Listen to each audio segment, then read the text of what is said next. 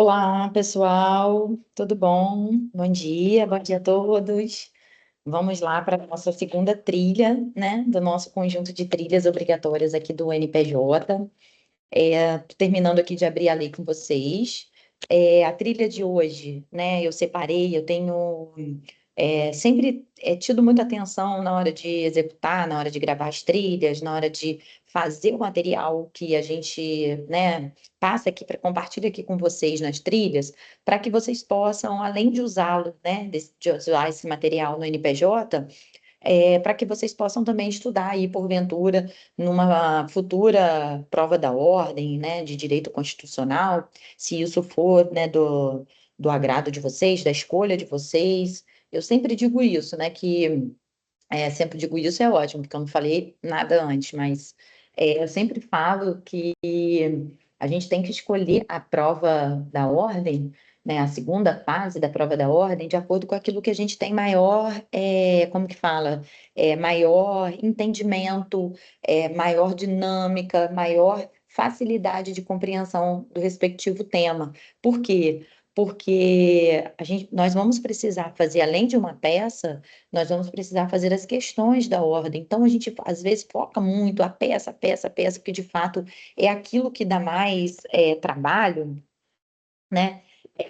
Porém, a gente deixa de lado também uma parte importante dessa prova da ordem, que é a resolução de questões, né? Então, você tem que saber resolver aquelas questões, vocês têm que saber resolver as questões com segurança, para que como que fala, para que vocês tenham êxito nessa respectiva prova. Então, eu preparei aqui um materialzinho para vocês, né? A gente vai hoje tratar, como eu falei, nessa segunda trilha do mandado de segurança.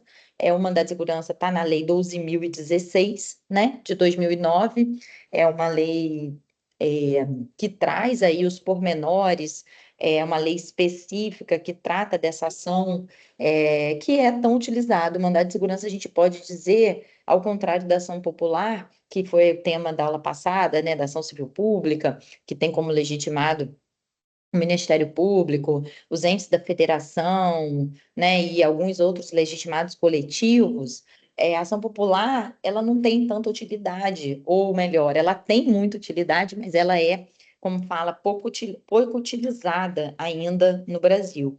Então, o mandado de segurança, um dos motivos de eu ter escolhido logo ele, é para que a gente já entre, né, já tenha aí contato com essas ações que são as ações de fato mais cobradas em prova, né? Essas ações que costumam cair mais na sua prova.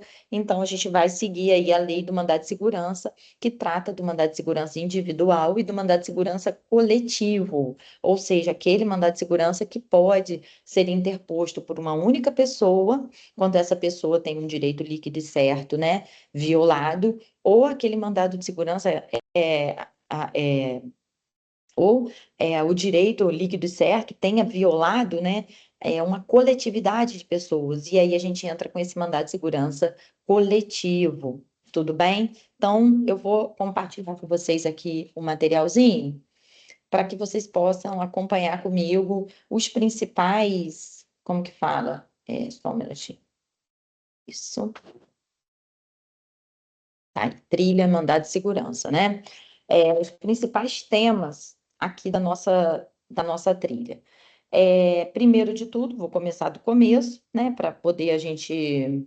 Eu já transformei isso daqui em PDF, que eu acho que fica mais visível, fica maior para que vocês possam acompanhar.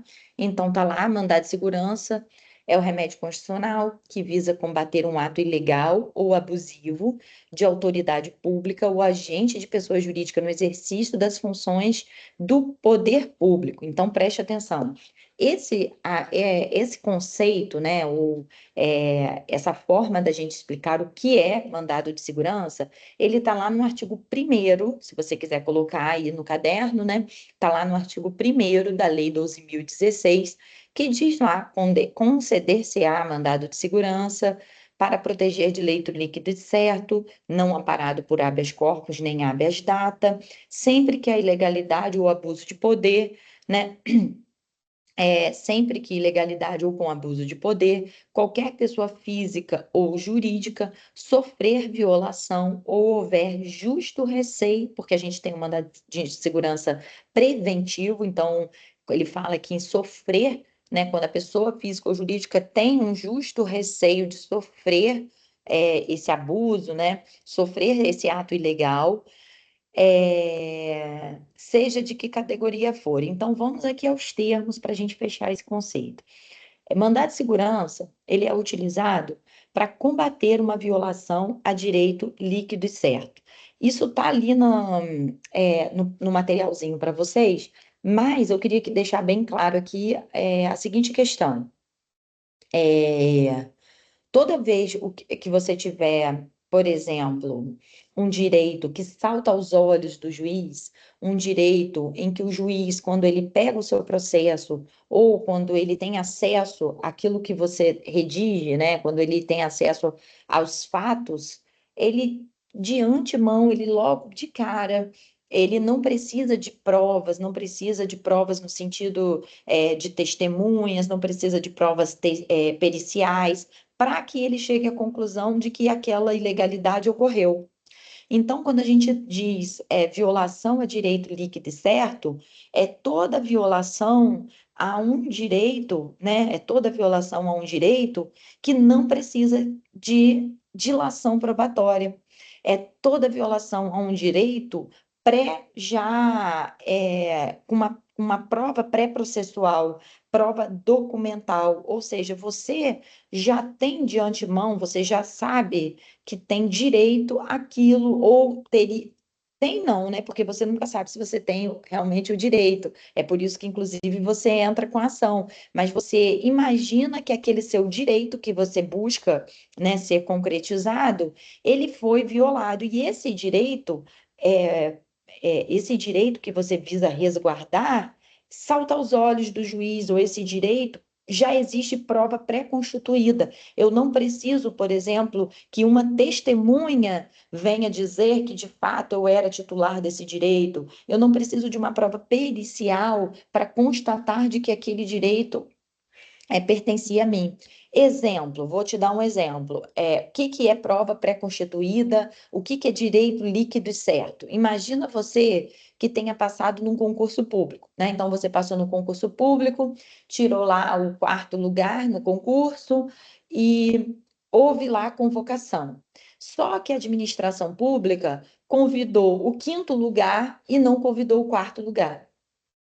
Convidou um, dois, três, cinco. Pulou você.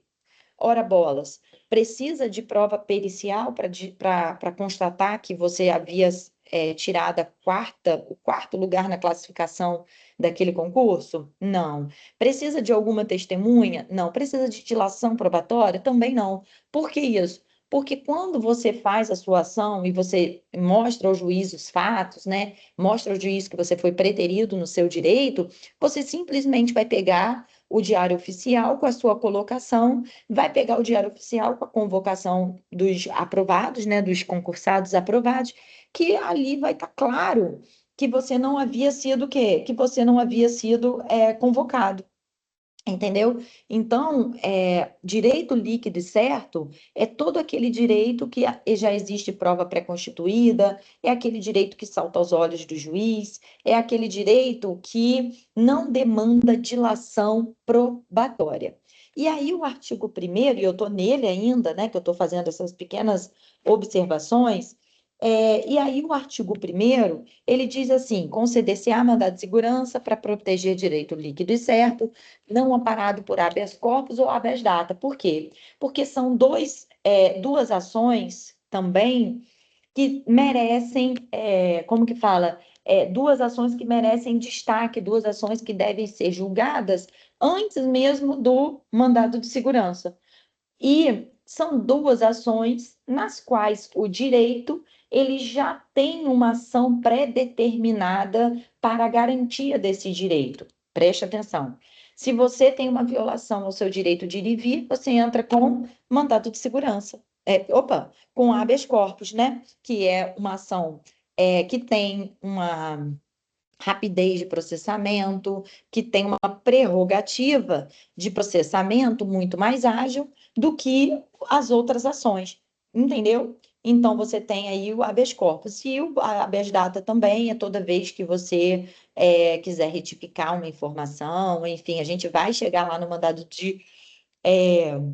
no habeas data, ainda, né? Mas o que eu quero dizer para vocês com o CDCA, mandado de segurança, então o mandado de segurança vai proteger o direito líquido e certo. Toda vez que esse direito líquido e certo não tiver uma ação melhor para ele, quais ações melhores? Habeas corpus e habeas data. Tudo bem? Então, voltando lá a peraí, voltando aqui ao nosso estudo, diz lá, então a gente tem mandado de segurança, o fundamento desse mandado se encontra localizado na Constituição, né, de 88, artigo 5º, inciso 69 e 70, e nessa lei 12.016, que é a lei que regulamenta hoje o mandado de segurança individual ou coletivo. E aqui eu separei para vocês as duas hipóteses de cabimento de mandado de segurança para ficar mais didático, né? Então, você tem lá mandado de segurança individual, utilizado na proteção do direito, né, líquido e certo de um único indivíduo, né, onde o impetrante ele é o titular desse direito líquido e certo, como, por exemplo, uma pessoa natural. Cuidado só o seguinte, aqui no mandado de segurança pode ser pessoa natural ou pode ser pessoa o quê? Jurídica, tá? Porque quando a gente fala em mandado de segurança, não, desculpa. Quando a gente fala em ação popular, né, e é esse o contraponto que eu quero fazer, né, essa diferença que eu quero fazer, quando a gente foi lá e estudou a ação popular, você viu que a ação popular, ela era só intentada por quem? Pelo cidadão. Então, cuidado, que normalmente quando a lei, ela quer, como que fala, restringir a legitimidade ativa a pessoa física, ela fala cidadão, né? Ou ela fala pessoa física, ou o direito envolvido é um direito que só pode ser usufruído por uma pessoa física. É o caso, por exemplo, do habeas corpus, né? A gente não tem, é, a gente não tem, desculpa, a gente não tem é, violação a direito de ir e vir de pessoa jurídica. Então, exatamente por conta disso, é que não existe, né, pessoa jurídica impetrando habeas corpus a seu favor. Você tem uma pessoa jurídica que pode impetrar o habeas corpus em favor de uma pessoa, de um paciente, né, pessoa física. Tudo bem? Então, tá aí para vocês aqui as duas regrinhas, né? Mandado de segurança individual é aquele utilizado, né, por um único sujeito, ou seja, eu que tive o meu direito líquido e certo violado, vou entrar com esse mandado de segurança. Calma aí que a gente já vai ver. Isso pode acontecer com pessoa física ou jurídica, intentando individualmente essa ação. E o mandado de segurança coletivo, fruto da Constituição de 88, né? Nasceu com a Constituição de 88. Lembra que na semana passada, quando a gente estudou ação civil pública, e ação popular, eu falei que eram ações do que a gente fala do nosso regramento coletivo, da nossa ordem jurídica coletiva, que visa resguardar direitos coletivos. Aqui é a mesma coisa. A gente vai ter aí mandado de segurança impetrado toda vez que um direito líquido e certo for violado, mas esse direito líquido e certo não pertence a um único sujeito. Esse direito líquido e certo pertence a uma categoria de pessoas, né? Pertence a muitas pessoas, a várias pessoas. Então, eu entro com um único mandado de segurança, mas em nome de todos esses sujeitos, de todos eles, tá? Então, tá lá.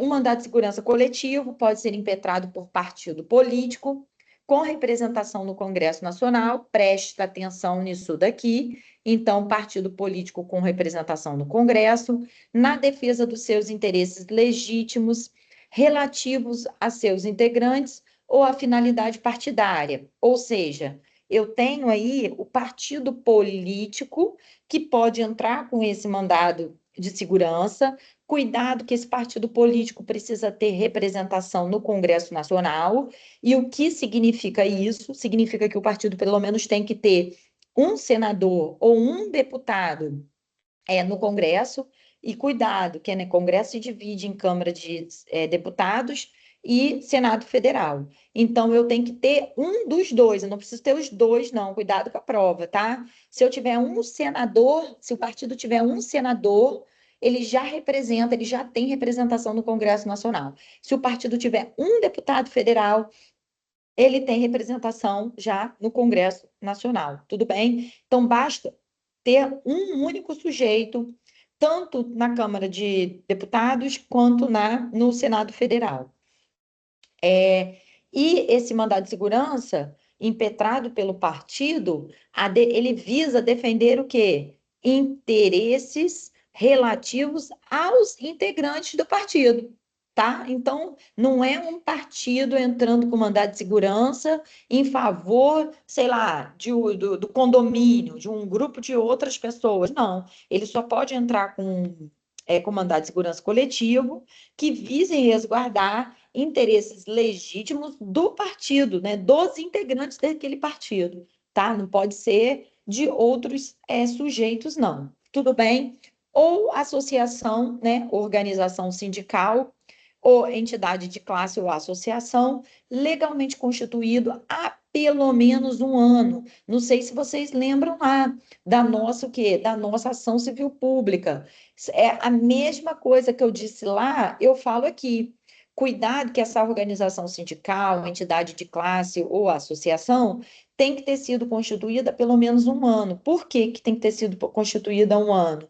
Para que você não tenha entidades de classe e organizações sindicais sendo constituídas única e exclusivamente para interpor aquela respectiva ação.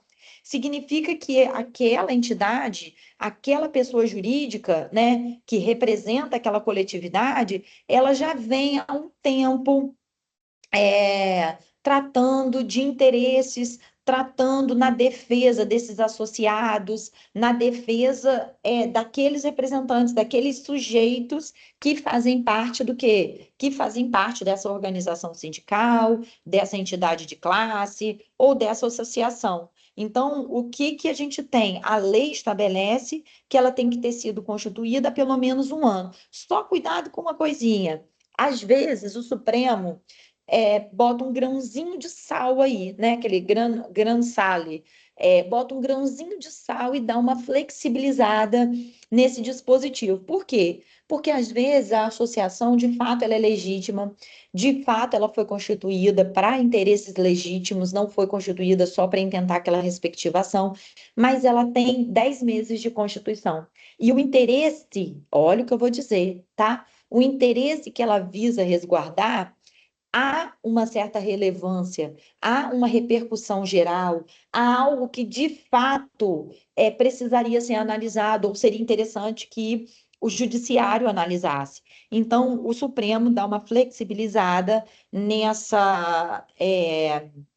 requisito, né, de constituição há pelo menos um ano, para que essas organizações sindicais, entidades de classe e associações possam aí fazer o quê?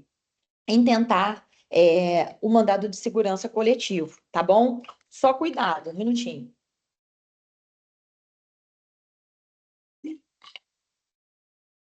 Só cuidado. Esses sujeitos, né, essas pessoas jurídicas, vão intentar é, essa ação, esse mandado de segurança em defesa de direito líquido e certo, ou de parte dos membros, de todos os membros, ou de parte dos seus membros ou associados, mas tem que ser uma coletividade, tá? E aí ele coloca aqui, e desde que as finalidades é, represente, né, desde que a finalidade seja pertinente àquela associação, seja pertinente ao objeto jurídico daquela associação, daquela entidade de classe ou daquela organização sindical. Tudo bem? Celeridade processual é uma característica, né, do mandado de segurança, os processos de mandado de segurança e os respectivos recursos terão prioridade de tramitação, né, em todos os atos, né, em todas as instâncias, salvo o habeas corpus, claro, porque o habeas corpus é, de fato, a ação que visa resguardar o direito maior que nós temos, que é o direito de ir e vir, então, cuidado com isso. Espécies de mandado de segurança: preventivo, né, ou repressivo. Então, a gente tem aí duas espécies de mandado de segurança. O que é mandado de segurança preventivo? Antes que a lesão ocorra, ou seja, na iminência daquele direito líquido e certo ser violado, né? Pode ser uma tributação, pode ser uma possibilidade de inscrição endividativa de determinada pessoa jurídica, porque aí ela não pode participar de licitação por um pagamento que ela já efetivou, perceberam? Ou quando a lesão já ocorreu, e aí o mandado de segurança ele é repressivo. Cuidado que na sua peça, salvo se ele for preventivo, você não precisa colocar se ele é repressivo, tá? Por que isso? Quando ele é preventivo, que não é muito a regra, a gente coloca mandado de segurança preventivo, com pedido de liminar ou sem pedido de liminar. Mas quando for repressivo, você não precisa colocar. Você só coloca mandado de segurança com liminar ou sem liminar. Tudo bem? Então, cuidado aí com essa questão. Requisitos é uma natureza residual, só cabe mandado de segurança se não houver outro meio de sanar a lesividade, né? Então, a gente tem aí um requisito específico da nossa ação. Os fatos devem ser provados de plano, pois o mandado de segurança é uma ação feita de provas pré-constituídas. Olha, exclusivamente documental, cuidado com isso. Nós não temos aqui, eu disse a vocês, dilação probatória, não há perícia, não há prova testemunhal. O único tipo de prova que é aceito no mandado de segurança é a prova documental, tá? É aquela prova que você já possui, é aquela prova que vem por meio de documentos, que o juiz pode ter acesso de plano a essas provas. Não se admite prova oral ou pericial de espécie alguma, é uma ação totalmente documental, só é líquido e certo aquilo que pode ser provado, né, por via de documentos. Cuidado com essa exceção, porque isso aqui não é que é bem uma exceção à prova pré-constituída, não. Mas é que muitas das vezes, vamos imaginar que você esteja entrando com uma ação contra um banco, né? Ou contra um agente, né? Um agente, pessoa jurídica, lá, um banco que acabou violando seu direito líquido e certo. A prova está com eles, né? Ou uma repartição pública, a prova está lá. Então, o que o artigo 6º, parágrafo 1º da Lei do Mandado de Segurança estabelece? Que o juiz pode conceder um prazo, né? O juiz pode conceder um prazo exatamente para que esse órgão forneça esses dados, forneça essas informações, forneça essa prova para que você coloque ela, pense ela aos autos do processo. Porque, de fato, essa prova, ela existe, né? É prova documental, mas ela não está de posse de você, ela está de posse de outro sujeito. Tudo bem? Cuidado com isso daqui. A discussão não é sobre o direito, mas sim como se provar aquele direito. O direito se prova por meio de prova documental. Outra questãozinha aqui que nós temos que prestar atenção no mandado de segurança é o prazo. De acordo com o 23 da Lei 12.016, um mandado de segurança é uma ação que tem um prazo de 120 dias, prazo decadencial, não há interrupção, não há suspensão desse prazo. Então, a partir do momento em que seu direito líquido e certo foi violado, você já tem o direito, a possibilidade de interpor o mandado. Aqui eu tenho umas observações para fazer. Por quê? Preste atenção. Algumas questões previdenciárias, né, e ocorre muito, o Supremo deu a seguinte justificativa e a seguinte decisão. Vamos imaginar que você receba um benefício previdenciário. Seu benefício previdenciário, ele foi reduzido. Então, eu recebia 5.000, por algum motivo, o, o INSS reduziu o seu benefício e ele agora é R$ 4.000. É, em- para o Supremo Tribunal Federal, como é um direito que está sendo violado, você preste atenção no que eu vou dizer, um direito que está sendo violado mês a mês, o que que é um direito que está sendo violado mês a mês? Todos os meses, a partir do momento em que você recebe menos, ou seja, a partir de março, eu recebi, ao invés de 5.000, 4.000 reais. Eu começo a ter direito ao mandado de segurança a partir do primeiro dia que aquele meu salário veio errado. Beleza, né? Que meu benefício veio errado. Ok. Só que mês que vem, olha o que eu vou dizer, eu vou receber errado de novo. E aí o Supremo entende que nesses casos em que eu tenho prestações contínuas, esse prazo de 120 dias ele se renova mês a mês. Não é, olha só, para eu pedir o benefício de março, eu tenho 120 dias. Mas para eu pedir o de abril, eu vou ter mais 120 dias. Você entendeu? Ele se renova porque a cada mês o direito líquido e certo, ele é o quê? Violado. Agora é diferente se eu disser assim para vocês, olha, simplesmente o INSS suspendeu o meu benefício. Em março, eu não recebi nada. E abril também não vou receber, porque ele suspendeu. Então, preste atenção. Eu tive 120 dias a partir do momento em que eu não recebi nada em março. E em abril eu vou ter 120 dias de novo? Não vou, porque não tem mais benefício. Ele foi suspenso. Então, nesse caso em que o benefício é suprimido, o benefício não existe mais, conta-se do primeiro dia seguinte ao erro, à suspensão daquele benefício, o prazo de 120 dias. E ele não vai se renovar mês a mês, porque nos outros meses eu não tenho benefício. Entenderam? Então, cuidado aí com essa questão desse prazo de 120 dias. Sujeito passivo, pode ser sujeito passivo do mandado de segurança, autoridade coatora ou quem faça às vezes, como é o caso do agente, no exercício da função pública. Ou seja, a autoridade coatora é aquela autoridade que de fato violou o seu direito líquido e certo. Só que você tem que prestar atenção numa coisa: ela pode exercer uma função pública ou estar numa repartição pública, como naquele momento ela exercer ela estar exercendo um mandato público. Vou dar um exemplo a vocês. Eu não sou autoridade. Minha função era função de protocolar determinada questão. Só que em um determinado momento, a autoridade se ausentou e ela passou para mim a função, a responsabilidade de decidir aquela respectiva questão e aquela questão que de fato foi a violadora do direito líquido e certo. Naquele momento, eu fui autoridade coatora. Você entendeu? Porque olha só, o que que eu quero diferenciar com vocês? Imagina o policial. O juiz manda que ele sofra uma busca e apreensão, né? Quem é que vai executar a busca e apreensão? O agente, né? Ou o delegado decide por uma determinada conduta.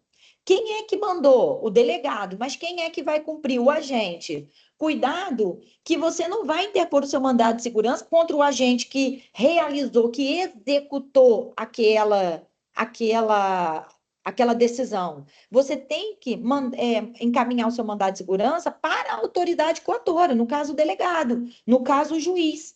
Percebeu? Então, cuidado com os meros executores. Eles não vão ser sujeitos passivos, você pode até colocá-los, mencioná-los no processo, mas eles não serão sujeitos passivos aqui do nosso mandado de segurança. Porque quem tem que ser o sujeito passivo é quem? De fato, a autoridade coatora, tá? Então, tá lá. Conceder-se, aqui tá faltando, depois eu conserto, conceder-se a mandado de segurança para proteger direito líquido e certo, não amparado por habeas corpus ou habeas data, quando o responsável pela ilegalidade ou abuso de poder for autoridade pública ou agente de pessoa jurídica no exercício daquela função pública, tá? Então, cuidado com a pessoa que está, naquele momento, exercendo a função pública. Artigo 1º, parágrafo 1º, equipara-se às autoridades os representantes ou os órgãos de partidos políticos e os administradores de entidades autárquicas, bem como os dirigentes de pessoas jurídicas ou as pessoas naturais, no exercício das atribuições do poder público, somente no que disser respeito a essas atribuições. Cuidado com isso também, tá? Súmula 510, praticado ato por autoridade no exercício da competência delegada, que eu acabei de dizer, contra ela cabe o mandado de segurança ou a medida judicial. Uma coisa é o executor, uma coisa é o sujeito que naquele momento está exercendo a função porque foi delegado para exercer aquela função. Contra ele vai ser o mandado de segurança. Tudo bem? Para as provas, o melhor indicar no polo passivo a autoridade coatora e a pessoa jurídica que ela integra. Custas, exige salvo beneficiário de justiça gratuita, tá? Então, há pagamento de custas processuais, salva aí o beneficiário de justiça da justiça gratuita. Você tem que colocar lá, logo no comecinho da sua peça, caso você seja beneficiário de justiça gratuita, artigo 99, parágrafo 3º do nosso CPC, você vai dizer valor da causa deve corresponder ao benefício econômico, né, que você almeja. A intervenção do MP é obrigatória, então diz lá, artigo 12, né? Se a gente for lá no 12, o juiz ouvirá o MP, não é deve ouvir, ouvirá o NP, que vai se manifestar, opinará dentro do prazo de 10 dias improrrogáveis. Então, o MP precisa, ele é fiscal da lei, ele precisa participar desse mandado de segurança, tudo bem? Ele precisa participar aí, calma aí, do mandado de segurança conforme o artigo 12. Cadê? Honorários não cabe no processo de mandado de segurança a interposição de embargos infringentes, nem a condenação de honorários advocatícios, sem a prejuízo da aplicação de sanções de litigância de má-fé. Não tem condenação em honorários advocatícios aqui no nosso mandado de segurança. Cuidado com isso.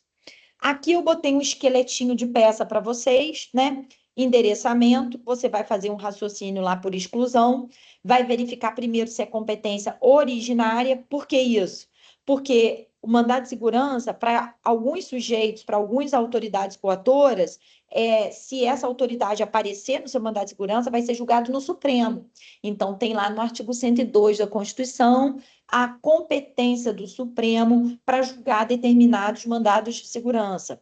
Assim como tem no artigo 105 da nossa Constituição, que é a competência do STJ, assim como tem no artigo 109, né, da nossa Constituição, a competência do juiz federal. Então, cuidado, STF, STJ, Tribunal Regional Federal e juiz federal, a competência está na nossa Constituição. Então, toda vez, por exemplo, que a autoridade coatora for um deputado federal, for um presidente da República, for um ministro do comandante do Exército, da Marinha e da Aeronáutica, seu mandato de segurança vai para onde? Para o Supremo. Entenderam? Então, cuidado com a competência originária. O que é competência originária? Seu processo já nasce lá no Supremo Tribunal Federal, seu processo já nasce no STJ, já nasce no TRF ou no juiz federal.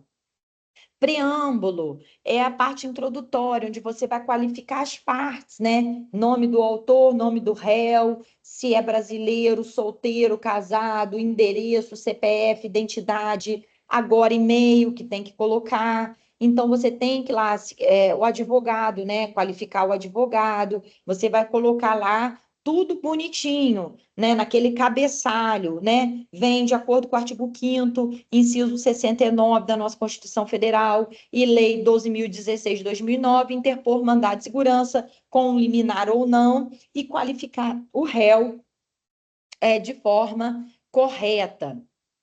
Os fatos, você vai resumir o caso proposto. Gente, tem que resumir. O caso você já tem. Você vai resumir e vai colocar lá o seu direito. Cuidado que no direito eu tenho por finalidade, ou desculpa, finalidade. Eu tenho por hábito voltar na ação e meio que destrinchar tudo aquilo que eu coloquei, competência, justificar para por que que eu enderecei para o Supremo, para o STJ, ou para o juiz federal, ou para o juiz comum, né, de acordo com a Constituição. Legitimidade das partes, por que que você é parte legítima para interpor o mandado de segurança? Prazo, tem que dizer que está no prazo de 120 dias. Se é beneficiário de justiça gratuita, você tem que dizer se é beneficiário de justiça gratuita e aí entrar no mérito, que de fato é o quê? O direito líquido e certo. Tudo bem? Então, cuidado. Eu costumo fazer um raciocínio e pontuar tudo isso, tá? Eu costumo pontuar tudo isso na ação para que ela possa, para que a gente possa aí ter uma ação mais completa e mais organizada. Tudo bem? Pedido, concessão de liminar, notificação da autoridade coatora, ciência ao órgão de representação dessa autoridade, intimação do MP, juntada dos documentos, condenação às custas processuais e não aos honorários advocatícios. Só cuidado com uma coisa, gente, preste atenção, isso aqui depois vai para vocês, que eu vou botar um caso lá para ajudar vocês a resolver também. Na hora das provas, você não vai colocar aquela frasezinha, todas as provas admitidas em direito, pelo amor de Deus, porque aqui no mandado de segurança não aceita todas as provas admitidas em direito, entendeu? Aqui o mandado de segurança é restrito à prova documental, então são só essas provas que vocês vão mencionar lá na peça de vocês, tá? E aqui eu botei um casozinho que é uma referência de um caso que vocês podem dar uma olhada para, como que fala? Para ter de base para fazer a peça de vocês, tá? Então tá lá. Por tratar-se de mandado de segurança, a petição inicial deve ser instruída com prova pré-constituída da lesão ou ao direito líquido e certo do impetrante. Tudo bem? Então, essa é a trilha de hoje, né? Eu vou distribuir, eu vou botar isso daqui no materialzinho lá para vocês, para que vocês possam fazer. De qualquer forma, o ideal é você também tentar fazer sozinho, para que você tenha acesso, para que você consiga desenvolver, para que você entenda o porquê que você está fazendo determinada a ação. Não tem jeito, prática é prática. Então, a gente está aqui no núcleo de NPJ, eu estou fazendo uma trilha, mas a gente não pode fugir do nosso objetivo principal, que é aprender a fazer peça, né? Então eu conto com vocês para quê? Para treinar. Vocês precisam treinar, fazer a peça, vocês precisam colocar uma peça do lado da outra, para que vocês possam ter, como que fala, a segurança na hora que vir um caso concreto, vocês possam aí ter a segurança do que vocês estão fazendo, de qual peça vocês estão fazendo. Só lembrando, a liminar aqui, ela tem, ela tem que seguir todos os requisitos, né? Do fumo boniúris, o periculum in mora, como a gente já está acostumado a visualizar.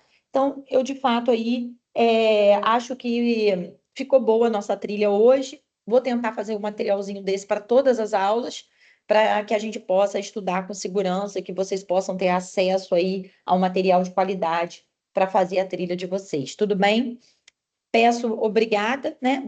Obrigada pela presença, obrigada por estarem aqui conosco nesse NPJ, e qualquer dúvida é só me chamar aqui, tá? Um beijo, fiquem com Deus.